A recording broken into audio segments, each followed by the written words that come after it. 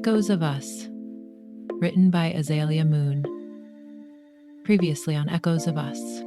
After years of silence and secrets, Camila and Sebastián finally reconnect, vulnerable and raw, but filled with a flicker of hope. From sharing scars and stories in the quiet of the night to the tension sparked by Victor's shadow looming over them, their fragile peace quickly unravels. Sebastián reveals the dark truth behind Victor's blackmail, a mysterious tape that could expose the corruption surrounding Camila's father's death. Haunted by grief and betrayal, Camila confesses the painful choice to stop singing, the voice she shared with Sebastián, now silenced by loss. Yet, even as she rebuilt herself as Luna, a fearless writer in Brooklyn, the past never truly let go. Now, she's ready to face the ghosts buried in the basement and the truth that could finally set them free. Together, they're stepping into the darkness to reclaim justice. But can the woman who lost her song find her voice again? And what will the secrets they uncover mean for the fragile bond they're fighting to rebuild? Now, episode 10. The night is quiet around us, except for Camila's voice. No traffic, no ticking clock, no interruptions. Just her words filling the space between us. And I stay still, barely breathing, afraid that if I move too much, I'll break whatever fragile thread we've managed to stitch between us. She talks about her first apartment, about the late shifts at Ritmo magazine, Maggie showing up with takeout and stubbornness when she wouldn't get out of bed, about the silence, about the days that felt endless. I feel it, the way Camila's voice softens as she speaks, the way her words paint the world she built without me. It's the way she tells it, weaving images so seamlessly that I can see it, feel it, live it right now, even though I wasn't there. I've always had that gift, being able to picture things before they exist, before they're even real. And now, I want to see her past through her eyes, to experience the years I lost, not just hear about them. Because every word she says feels like a place I should have been, a version of her I should have known. And maybe if I can hold on to these glimpses long enough, I can find the pieces of us buried in the life she lived without me. I nudge her, letting my smirk come easily, though my eyes remain sharp. Keep going. I'm still there, see? Paint it for me.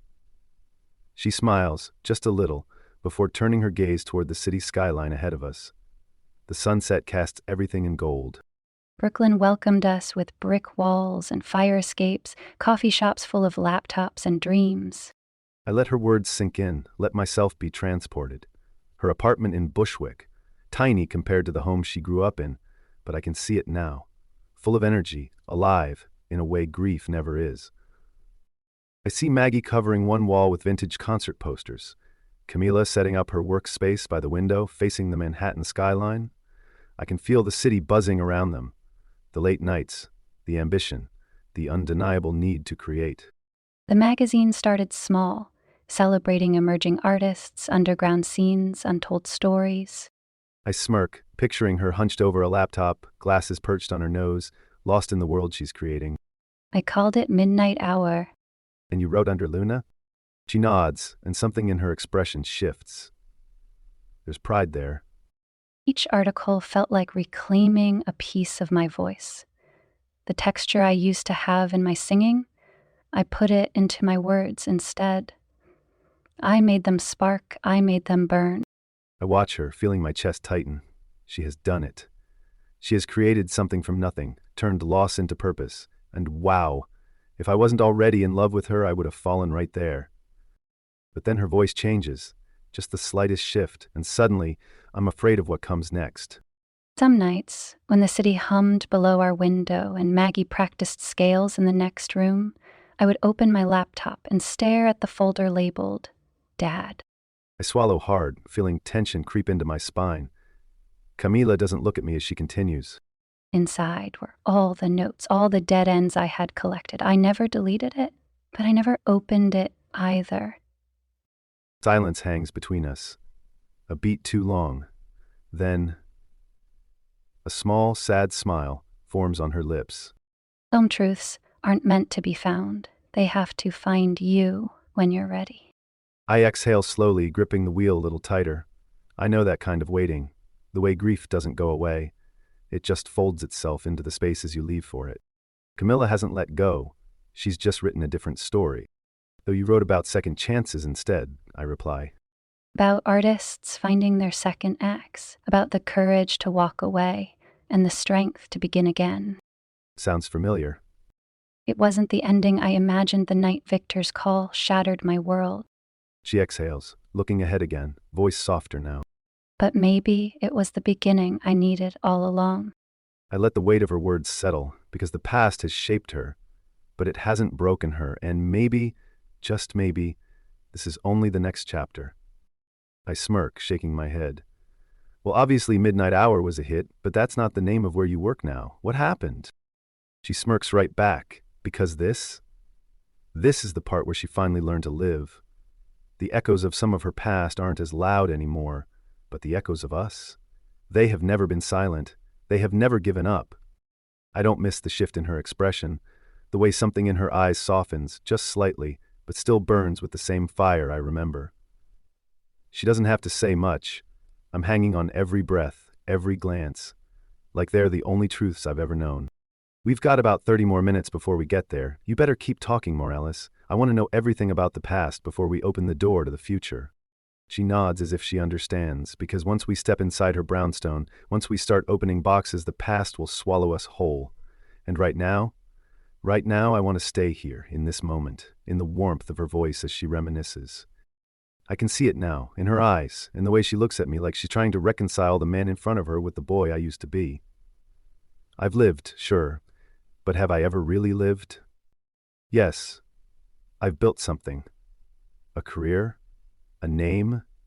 I've traveled the world, but always with an agenda. Meetings, deals, deadlines. I've dated women, but they were temporary, surface deep. A +1 to a colleague's wedding, a body to share warmth when winter crept in, a distraction when the silence got too loud. But never have I felt what I feel when I'm with Camila. This is different. It's not comfort. It's not convenience. It's energy, electricity, the kind of love that doesn't just touch you, it rewires you from the inside out.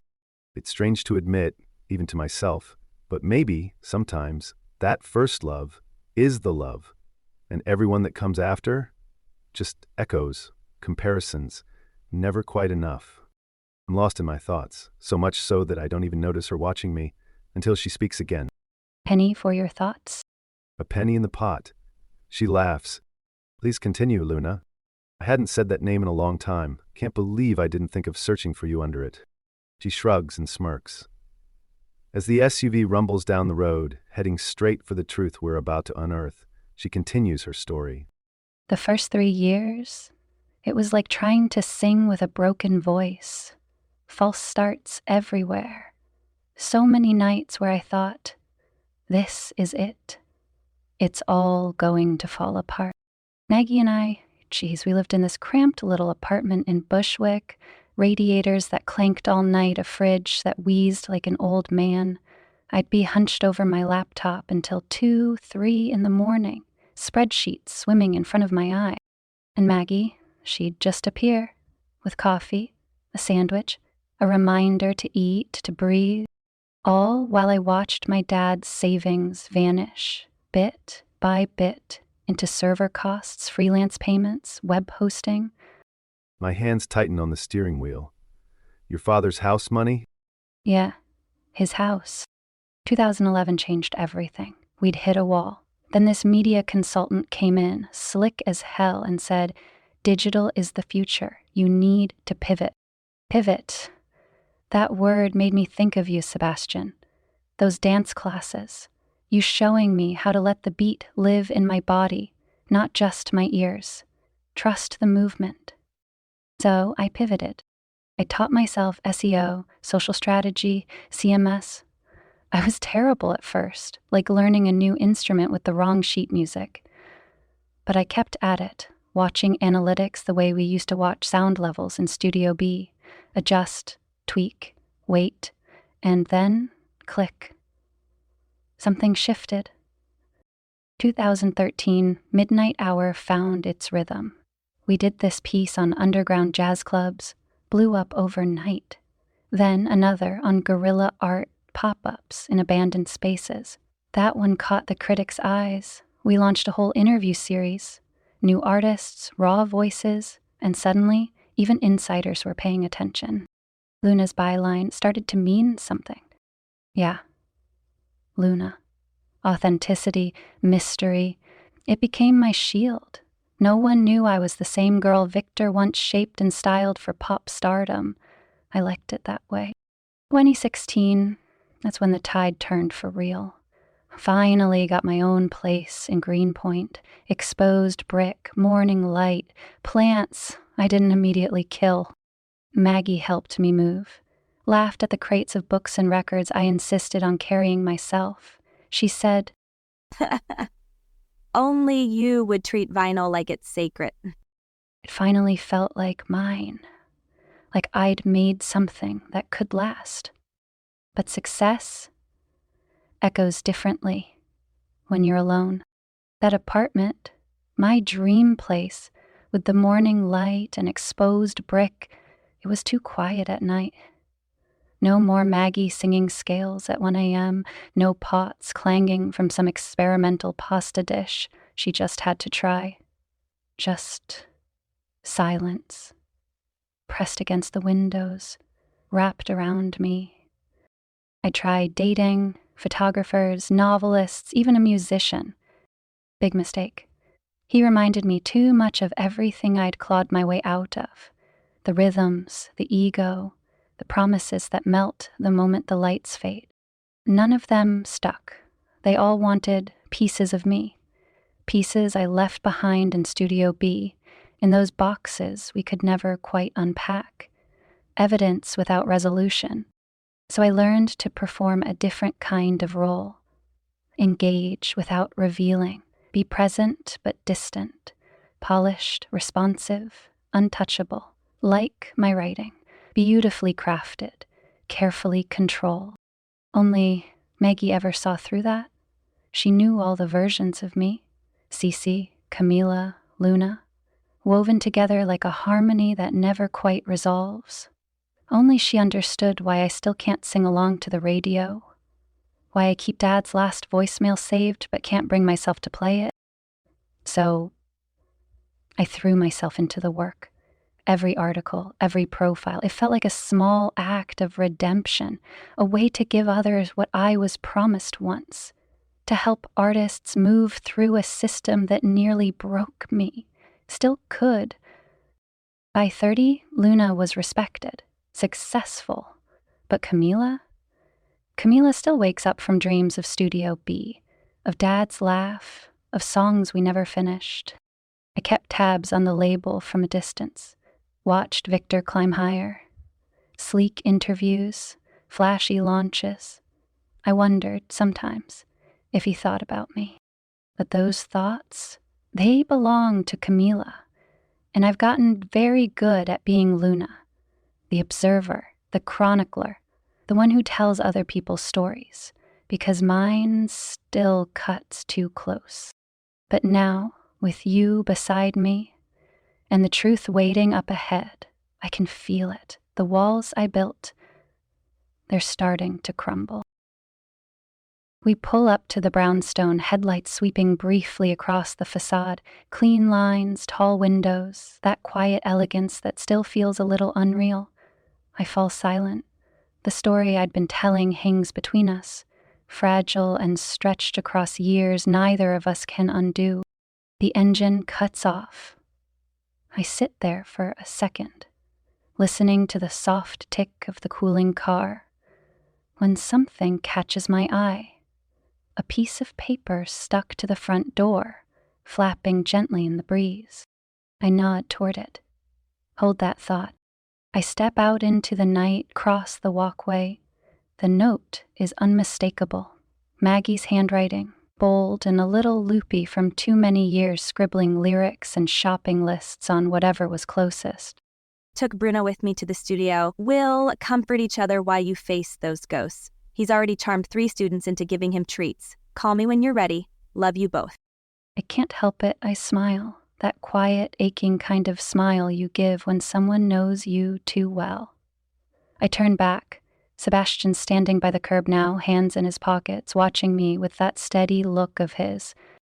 "Maggie," I say, holding up the note, "still looking out for me?" He nods. Some things never change.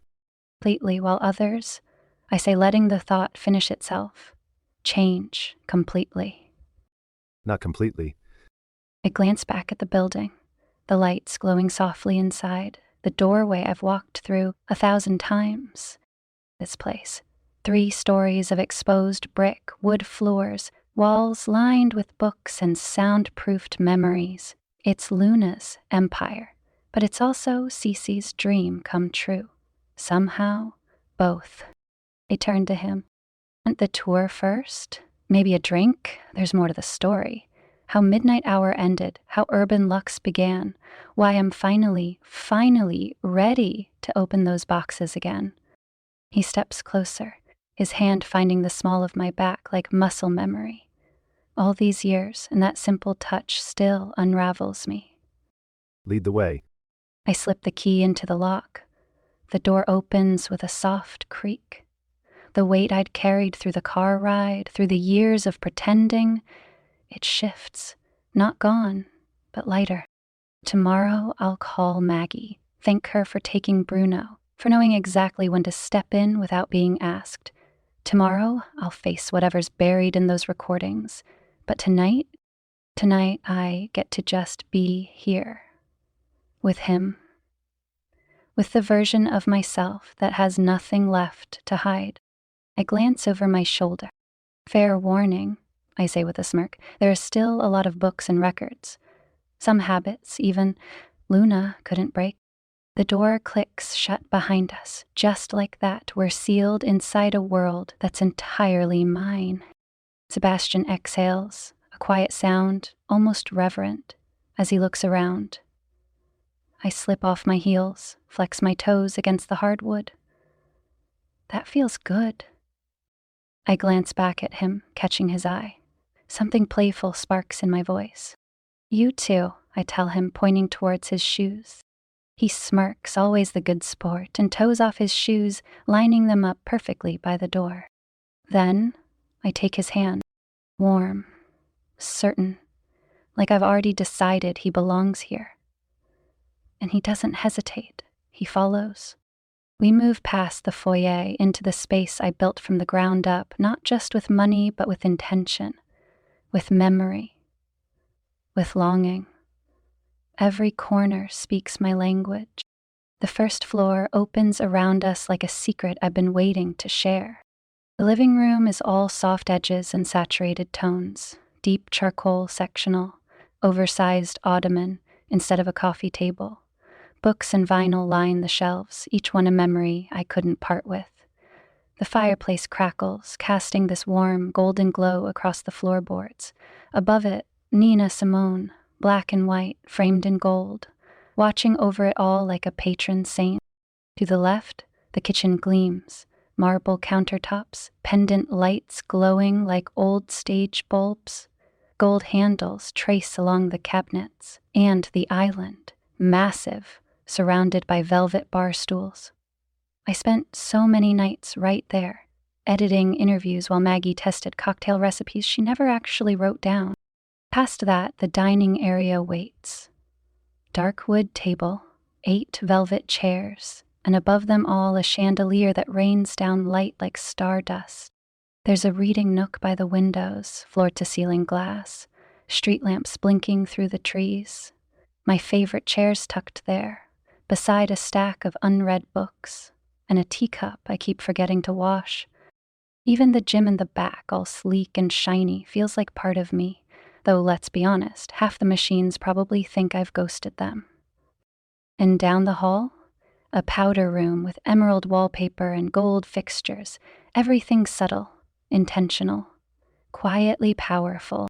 I stop in the middle of the room, let him catch up. "This is where Luna lives," I say softly.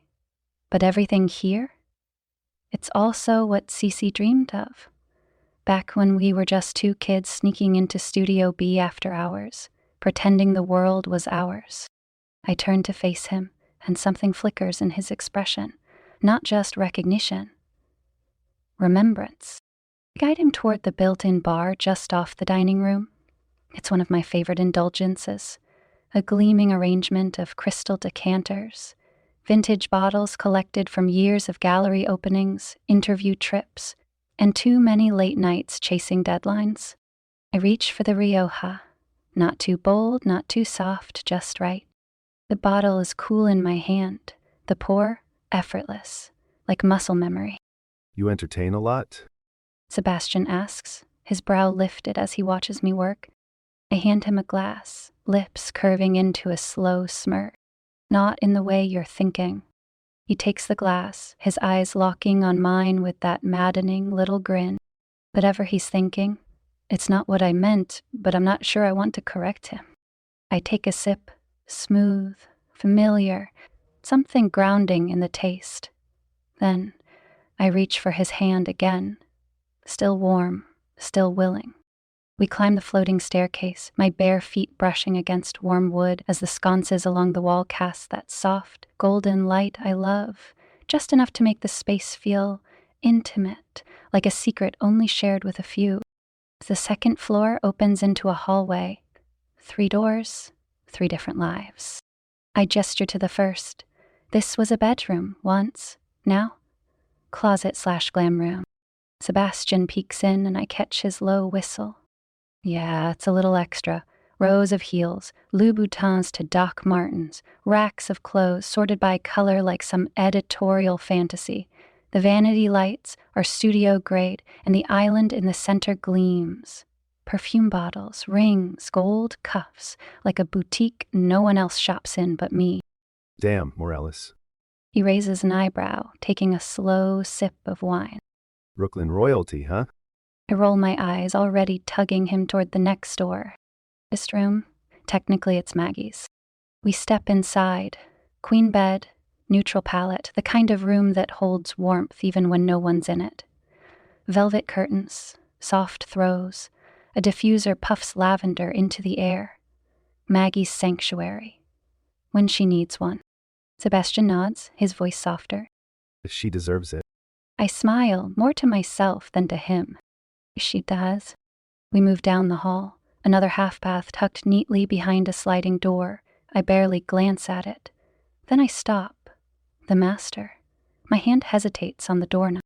Not because I don't want him to see it, but because everything past this point is where the stories get harder to keep separate. I glance back at him, wine in one hand, watching me like he knows we're on the edge of something deeper. And he's right. The door swings open, and I hear it, the sharp breath Sebastian lets out behind me. My bedroom, my sanctuary, cream linens stretched over a California king. The bed framed in rich, dark wood that anchors the space like a heartbeat. The windows pull in the last of the evening light. Soft, golden, diffused through sheer curtains that shift gently with the breeze. Behind a sliding barn door, my closet waits, less curated, more personal than the glam room. And beyond the archway, the bathroom glows. Freestanding tub, rainfall shower, warm tile underfoot. So? He murmurs, stepping in behind me, that teasing edge in his voice. You're just out here living like a queen, and you talk about me. I sip my wine, turning to face him with a smirk. I worked hard for this. I earned it. He sets his glass down on the bedside table, his voice quieter now. You sure did. Then his hand is on my waist, warm, certain, like he remembers exactly where I carry tension, like his fingers still know the map of me.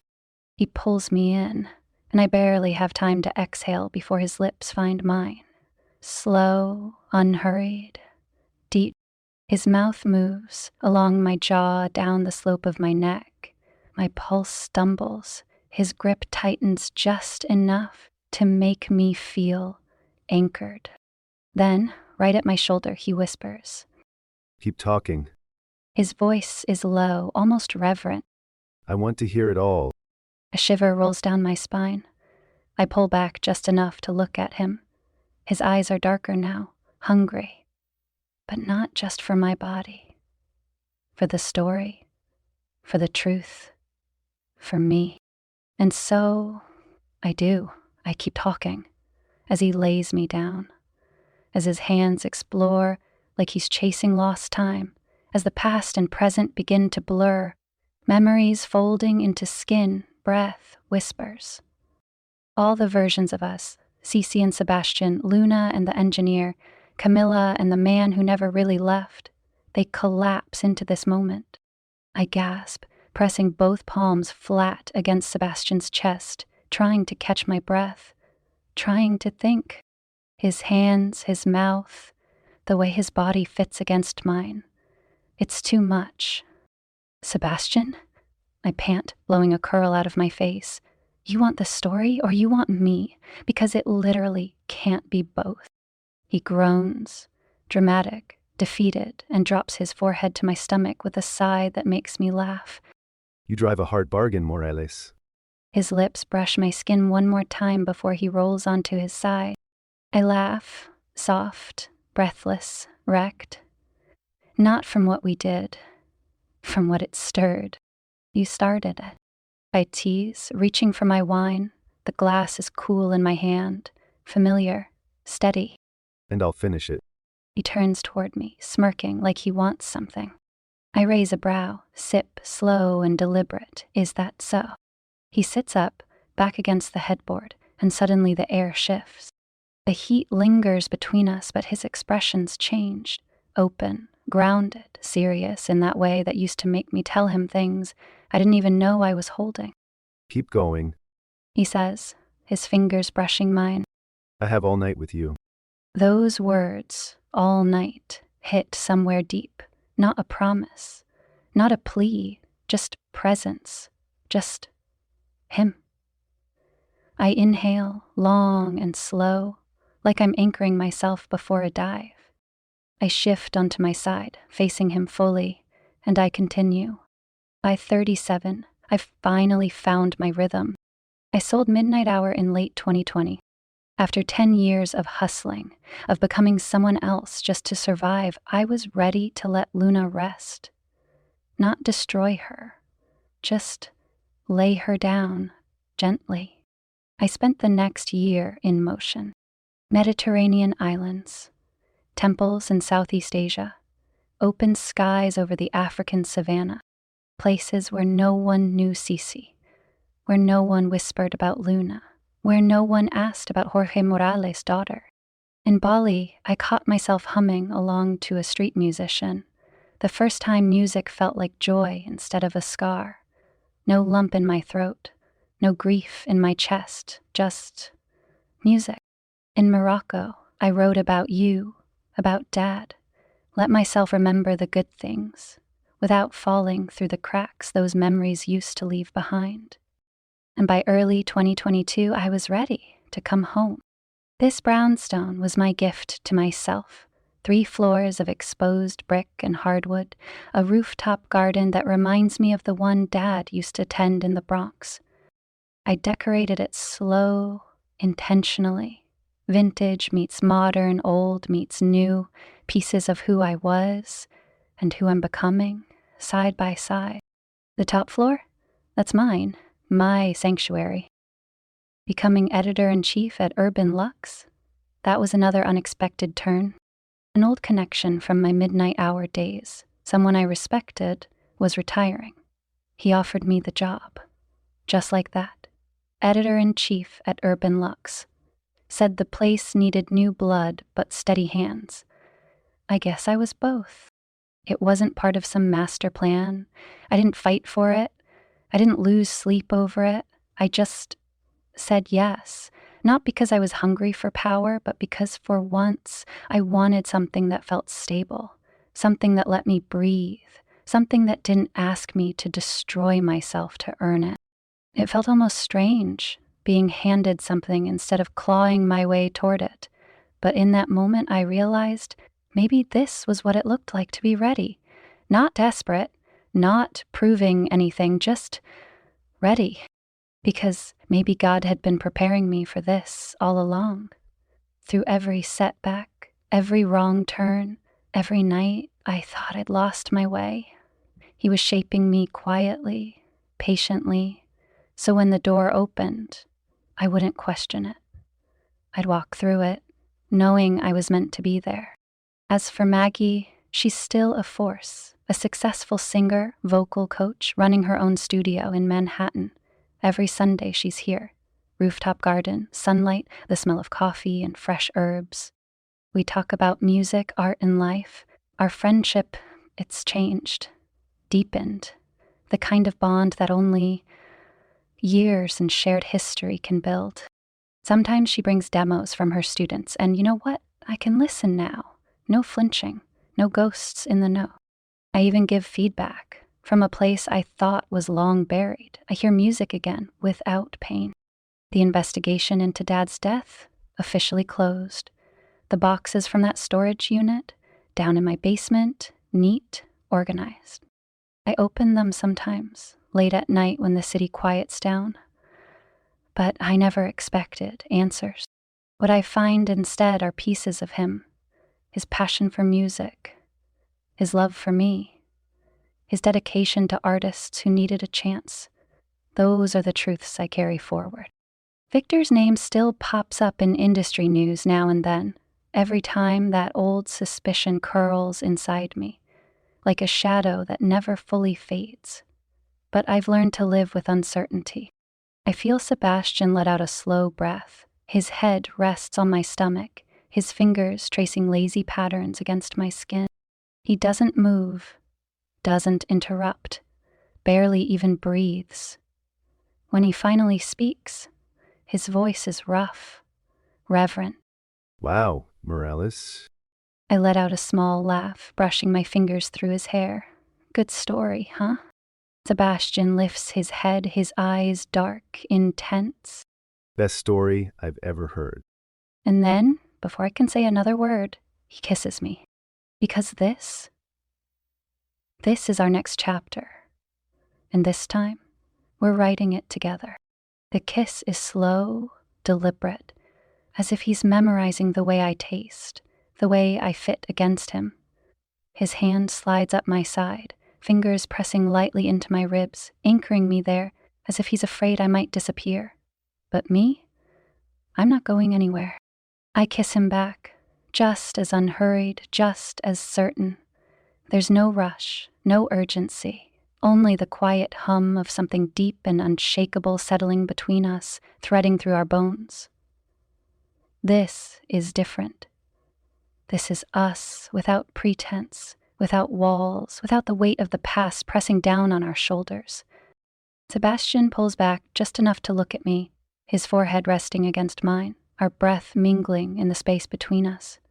His fingers curl at my waist, his touch grounding, steady. I think we are all caught up.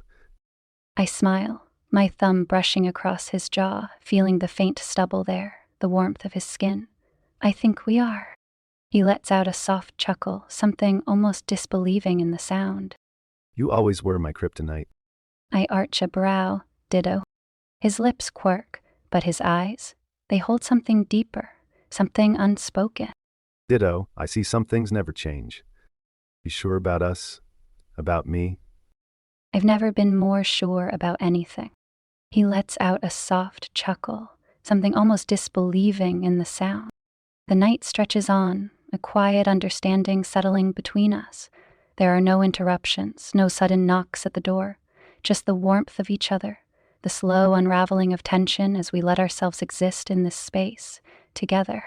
His fingers find mine in the half-light, tracing the lines of my palm like he's reading my future. I watch the shadows play across his face, memorizing the angles I once knew by heart. Remember that summer in Puerto Rico?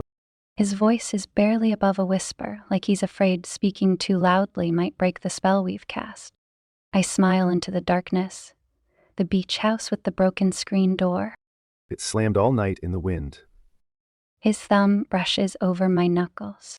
You couldn't sleep. So we walked on the beach until sunrise. I murmur, the memory washing over me like the tide. You said the ocean looked like it was on fire. He shifts closer, his heartbeat steady against mine. Just like you. We speak in whispers like this, trading memories, filling in the gaps of our time apart. The confessions come easier in the dark. The regrets, the what-ifs. I press my palm against his chest, feeling the solid warmth of him, and he says, I looked for you in crowds, in coffee shops, inside every Thai restaurant.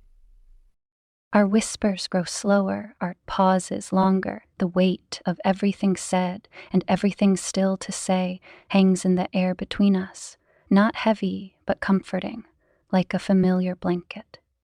Eventually, exhaustion claims us. My eyelids grow heavy. His breathing deepens. We drift off with his arm curved protectively around my waist, my head tucked beneath his chin.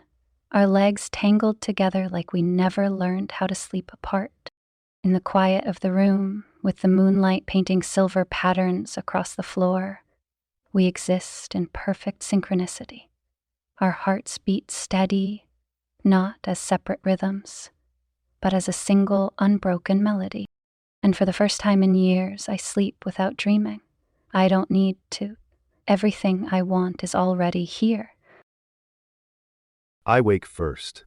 I never was much of a sleeper, yet somehow, in the last few days, I've managed to rest better than I have in years. Camila is my sexy human melatonin. I lie here, holding her as she sleeps soundly in my arms, the rise and fall of her breath a steady rhythm against me. Her hair spills across my chest, dark waves catching the morning light filtering through the blinds. She fits perfectly against me like a puzzle piece I've been missing. I trace the curve of her shoulder with my thumb, careful not to wake her. Not yet. I think back to everything Camila told me last night. All the lives she has lived in the years we were apart. The dangerous assignments, the awards, the nights spent alone in foreign hotel rooms. She never stopped moving, never stopped pushing forward. I've lived many lives too, thrown myself into work, into fleeting relationships that never quite filled the void, into anything that would keep me from looking back. And yet, here we are, together. As if it had always been meant to be. Today we'll finally start to get real answers. The tapes and files are waiting. The truth, whatever it is within reach. But the question that weighs on me now is what we'll do once we find those answers. That, more than anything, is my biggest concern. For a long moment, I just watch her, a quiet contentment settling in my chest despite my fears. The morning light catches on her eyelashes, on the small scar above her brow that wasn't there before. There's so much I still need to learn about her, so much time to make up for. I study her face for another moment, committing this version of her to memory, softer in sleep than the sharp-edged writer I've come to know again. Then carefully I begin to extract myself from our tangle of limbs. Sliding my arm from beneath her head, I freeze when she stirs. She murmurs something unintelligible, her fingers briefly tightening on my shirt before she rolls over, pulling the blanket with her. I smile. Still a blanket thief after all these years. I cross to the master bathroom, pushing the door open slowly until it clicks softly behind me. The tile underfoot is warm, radiant heat pulsing gently through the floor, a quiet luxury I hadn't expected but suddenly appreciate. I move to the sink, twist the faucet, and let the water run before splashing a handful against my face. Blinking into the mirror, I study my reflection. I look different, rested, almost younger, despite the silver beginning to thread through my hair at the temples. A version of myself I haven't seen in a long time. When I pad down the hallway toward the kitchen, I notice more details about her space. Photos line the walls. Camila in a flak jacket in some desert landscape, laughing with an older woman, receiving what looks like an award, pride evident even in the still image. But there are gaps on the wall, conspicuous empty spaces where frames once hung. I wonder what memories she chose to take down. Or who. In the kitchen it takes me a moment to find everything, but soon I've got coffee brewing, the rich aroma filling the space. With a steaming cup in hand, I head upstairs, past the second floor. On the third floor, I notice a narrow staircase tucked behind a half-oaken door. Curiosity pulls me forward, up the stairs that wind their way to what must be the roof. The door opens to a garden unexpected and stunning in the early morning light. Potted plants of all varieties create a green sanctuary above the city. There's organization to the seeming wilderness. Herbs in terracotta pots, flowers climbing trellises, even a small bench nestled between two large planters. I step into this hidden world, inhaling deeply. The scent of soil and growing things mingles with my coffee, creating something entirely new. The city sprawls below, already awake and moving, but up here, it's peaceful, protected. This fits the Camila I know, the one with deeper roots and quieter moments. I settle on the bench, cradling my coffee between my palms. The morning sun warms my face as I close my eyes, feeling a calm I've never quite experienced before, not even during my years of meditation and self-discovery. There's something about this space, her space, a secret garden where she can just be, and somehow she's let me in. I open my eyes, taking in the city below, the sky above, and everything in between. Whatever happens next, whatever we discover in those files, whatever truths we uncover, this moment exists. This peace exists. And for now, that's enough. Consciousness creeps in slowly. Sunlight spills across my bed in warm, golden streaks. I stretch, one hand drifting across the sheets, still warm, still holding the shape of someone who was there. For a second, I wonder if the last 36 hours were just a dream. The gala, Sebastián, the confessions that cracked something wide open in both of us. But then, I catch it. That smell. Coffee. Rich. Bold. Drifting up from somewhere below. I smile into the pillow. Made himself right at home, didn't he? I lie there a little longer, letting it all rush back, the way our eyes met across a crowded ballroom. The weight of years shedding between glances, between words. Funny how time stretches when truth's finally given room to breathe. This feels different. Not like the stillness I found on sun-warmed terraces in Bali or the hush of Moroccan nights. This is different. This is arrival. This is coming home to myself. I take my time in the bathroom, watching my reflection. There's something new in my eyes, or maybe something old, finally uncovered. I look unburdened, like someone who's finally set down a grief she didn't know she was still carrying. I step through the office, past shelves lined with worn books and forgotten drafts, the air still tinged with the scent of coffee. In the corner, the spiral staircase winds upward like a secret. I climb it slowly, my hand grazing the cool iron railing, each step a soft echo in the silence. At the top, the door to the rooftop garden stands slightly ajar, a breath of jasmine and morning dew slipping through the gap. The morning air wraps around me as I step outside, my sanctuary, my father's legacy, reimagined in lavender and rosemary, in hydrangeas and quiet soil. Sebastián stands at the edge, coffee in hand, looking out at Brooklyn like it's a song he's still trying to memorize. He's found it, the center of me. I wrap my arms around him from behind, press a kiss between his shoulder blades. Feel the steady rhythm of his heartbeat through his shirt. Steady as any bass line we ever tracked in the studio. Do you like? I ask. His coffee mug clicks gently against the railing as he sets it down. Then I feel it.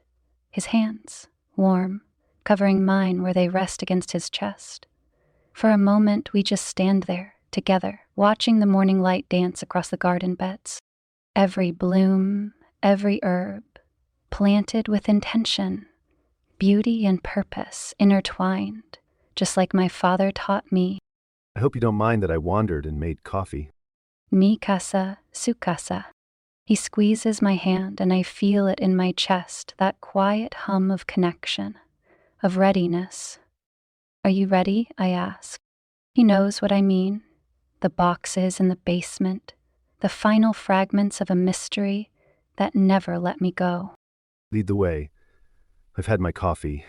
We move through the brownstone, past the living room, through the foyer, down the hall, past the laundry room with its ever-present scent of lavender. This is feeling suspiciously like the start of a true crime documentary. She lured him down the stairs with promises of vintage tapes. I laugh. You're ridiculous. The basement air is cool, still, but not untouched. The lights hum softly as I flick the switch, revealing not a dusty storage space, but a curated world. Clean white walls, industrial shelving, a sleek little music studio tucked in the back corner, soundproofed, styled, waiting. Wait. What is this? It was my gift to Maggie. I have the space, she has the talent. But so do you. I pause. Maybe deep down, I hoped I'd come down here inspired one day. He doesn't say anything right away, just looks at me like he already knows. I will come down here soon. I lead him to the far wall. Shelves lined with bins, each carefully labeled. My life, compartmentalized, memories in plastic, and up top, the ones that still hum with unanswered questions. All of Dad's stuff is up there, I say. Sebastian reaches up with ease, of course he does, he's tall enough to make this look effortless, and pulls down the 3 heavy bins marked with my dad's name. He sets them on the basement floor with a dull thud, and for a moment they just sit there between us, like a bridge stretching across time. I take a deep breath. The lid of the first bin cracks softly as I pry it open, the sound unnaturally loud in the stillness of the basement. Oh my, I whisper, my fingers brushing over a thick stack of photographs. I lift one, and everything inside me stills. Look at this. I hand it to Sebastian, a photo of me, barely 16, standing at the mic with stars in my eyes and braces on my teeth, and behind me, there he is, my dad, Jorge Morales, grinning like he just won the lottery, camcorder in hand like always. We keep digging. Trophies from local showcases, old clippings from Spanish-language newspapers, concert stubs from shows he dragged me to for research, he said. Each thing we pull out unlocks another memory, another story I thought I'd forgotten. Then, in the second bin, I spot something different, heavy, leather-bound. I peel back a layer of old programs, and there they are, ledgers. My hands tremble as I open the first one. Sebastian leans in close, scanning with me. The numbers speak louder than any headline ever could. Transfers, shell companies, royalties that never made it to the artist. Sure enough to build a case, but not to seal the deal. Sebastian mutters, eyes narrowing. His brain's already dissecting the data, tracing every line and shadow. I nod, but my heart's racing for a different reason now. We're getting close. An hour slips by, filled with laughter that echoes off old memories and quiet moments that sting with unshed tears. Then we reach the third bin. I lift the lid, glance inside, and freeze. My breath catches. Sebastian. Look. 5 cassette tapes. My handwriting, scrawled and familiar, labels each one. Early sessions, demo takes. Songs that never made it past this studio. Love that guy, he always believed in you. He saved them for when you were ready. Tears slip down my cheeks before I even notice. I set the tapes aside like they're sacred. Because they are. Dad knew. He knew I'd come back to the music eventually. I doubt any of these is the tape Victor's looking for, I say quietly, wiping my face. Then I see it, wrapped carefully, nestled at the bottom, the camcorder. I hold it up, and Sebastian gives me that look, the one that says, he's thinking the same thing I am. Does it have a tape inside? I smile through the ache in my chest. Yeah, but Victor's after an audio tape. This is probably just Dad being Dad. You remember how he was. The official chronicler of Cece's rise to fame. I nod, setting the camera gently aside. Maybe later. Maybe later. We keep going, careful now, like archaeologists brushing dust off buried treasure. More old office photos surface. Dad in that same button-down he wore to every event, arms slung around me like I was his greatest accomplishment. Another trophy from a songwriting competition I'd nearly forgotten about. 3rd place. I remember crying in the car afterward and him telling me third was just the universe's way of saying almost there. I reach in again, fingers grazing something different. Thin. Paper. I freeze. An envelope. My heart skips. I know that shape, the way it gives under my touch. It's not just paper. There's something inside, something rectangular, something that feels like a cassette. Sebastian, I whisper, my voice suddenly small. I lift it out slowly, like it might vanish if I move too fast. I hold it up for him to see, and he's already staring at the handwriting across the front. Dad's handwriting. Bold, slanted, so unmistakably him. Playlist, Verdad, which translates to the truth. The words hang between us, heavy and electric. The whole basement seems to hush, just the hum of the climate control and the two of us, frozen in place. Dad left us something, a message, a confession, a key, hidden in plain sight, waiting all these years for the right moment, for us, to find it. The second I realize what I'm holding, what this could be, shock snaps into adrenaline. I shoot to my feet, the envelope clutched tight in one hand like it might try to fly away. Where are you going?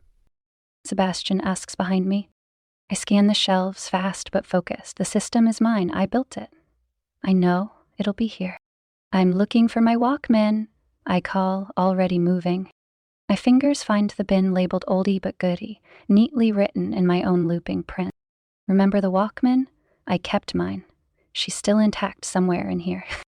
My hands dive into the bin, rifling through old mixtapes, a Discman, some tangled earbuds that definitely still smell like the early 2000s. I'm careful, but I'm fast. My muscle memory knows how to sort without even thinking, even as my heart's pounding. Behind me, Sebastian lets out a breath of a laugh. Digital is the enemy of artists. He says, quoting the line we used to throw around like a badge of honor. I grin without looking up. God, we fought over that. I was one of the last holdouts, clinging to cassettes and vinyl while everyone else jumped ship, until the industry practically pried the tapes from my hands.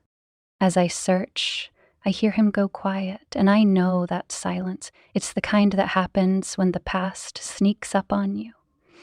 Then I hear him say his name, soft, like a prayer or a question. Sebastian? My hands still. I look up and follow his gaze. There, nestled on a lower shelf, is a bin labeled simply Sebastian. Our story, in storage, our years, our wreckage, our almosts, our everything. Our eyes meet, and suddenly I feel that ache again, sharp and familiar. All the words we never said pressed into a plastic bin. He breaks the tension with a smirk and a dramatic groan. Because that won't be emotionally exhausting at all. I let out a breath that's half laugh, half sigh. He's not wrong. That box will get opened someday, just not today. Today is about Dad. Aha, my squeak practically bounces off the walls.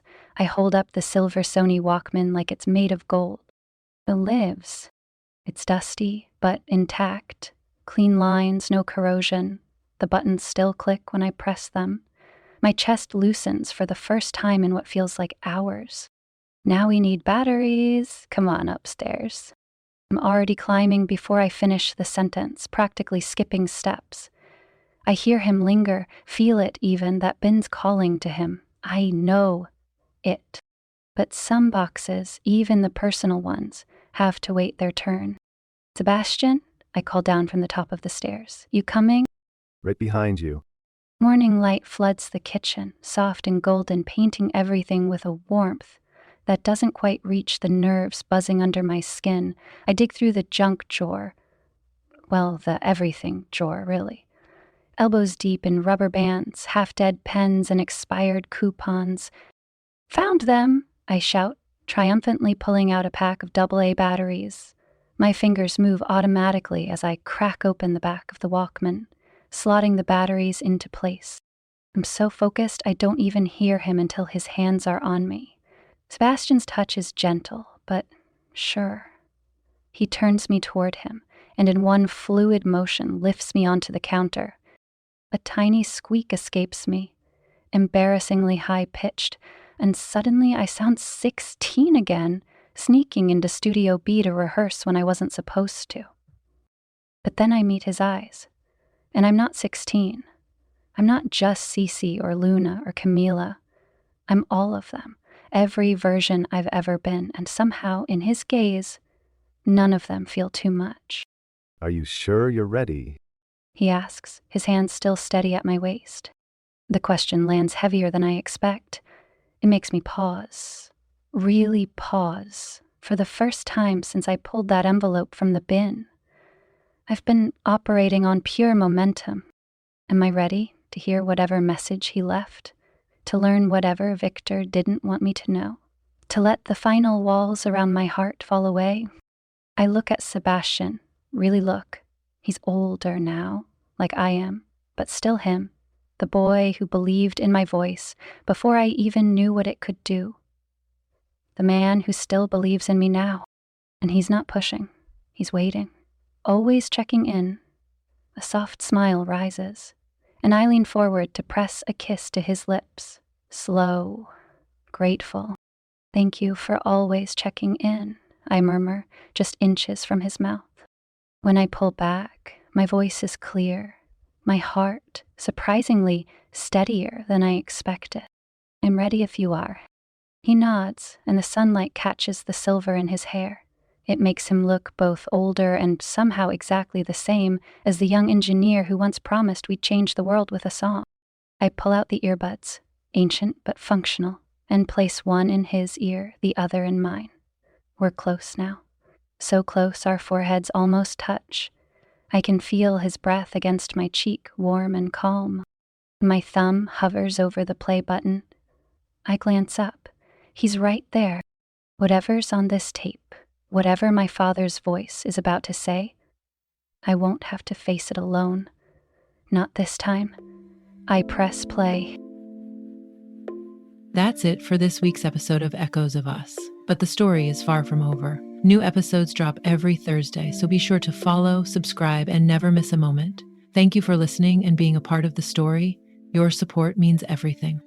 If you enjoyed the episode, please consider leaving a review or sharing with a friend. It helps more listeners find us.